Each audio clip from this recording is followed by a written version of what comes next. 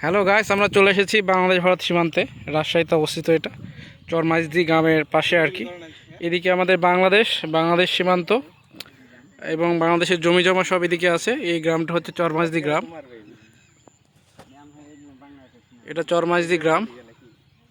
আমরা মোটরসাইকেল নিয়ে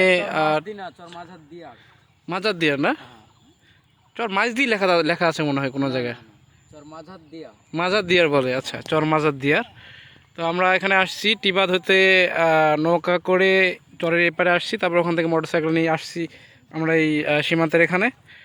আর এদিকে হচ্ছে ইন্ডিয়া, অর্থাৎ আমি যে ধাপ ফেলছি এটা হচ্ছে ইন্ডিয়ার মাটি। আর এটা হচ্ছে আমাদের বাংলাদেশের মাটি, হ্যাঁ, বর্ডার এরিয়া। আর এদিকে যে জমি জমাগুলো আছে সেগুলো হচ্ছে সব ইন্ডিয়ার আর কি। তারা চাষাবাদ করেন। ওই সামনে ওখানে গেট আছে, গেট দিয়ে তারা আসে এবং চাষাবাদ করে। আর এখানে বিএসএফের ক্যাম্প আছে, তার কাটার বেড়া আছে। মোটামুটি জায়গাটা সুন্দর। আমরা আগেও আসছিলাম, বাট আমরা আসছিলাম ওই দিকে। এবার আমরা আসছি পিলারের এইখানে। এখানে ফ্লাড লাইট দেখা যাবে রাতের বেলা।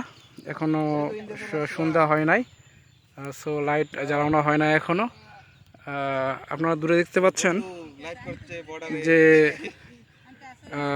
বর্ডারটা, ওই যে বিল্ডিংটা আছে, ওই বিল্ডিংটা হচ্ছে বিএসএফের ক্যাম্প এবং হচ্ছে তার কাটা বেড়া দেওয়া আছে। জায়গাটা মোটামুটি সুন্দর। আমরা আসছি, অলরেডি সন্ধ্যা হয়ে আসতেছে, সূর্য ডুবে গেল।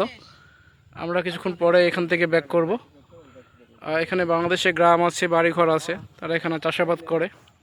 আর এদিকে হচ্ছে ইন্ডিয়া এরিয়া আর কি। আর এখান থেকে মোটামুটি 200 থেকে 250 গজ পরেই কাঁটাতারে বেড়া দেওয়া আছে। এই এরিয়াগুলোতে মুভ করতে কোনো সমস্যা নেই, বাট আমরা কাঁটাতারে বেড়া ওদিকে যাইতে পারবো না, গেলে হয়তো বিএসএফ শ্যুট করে দিবে। থ্যাংক ইউ এভরিওয়ান আমাদের সাথে থাকার জন্য। আসসালামু আলাইকুম।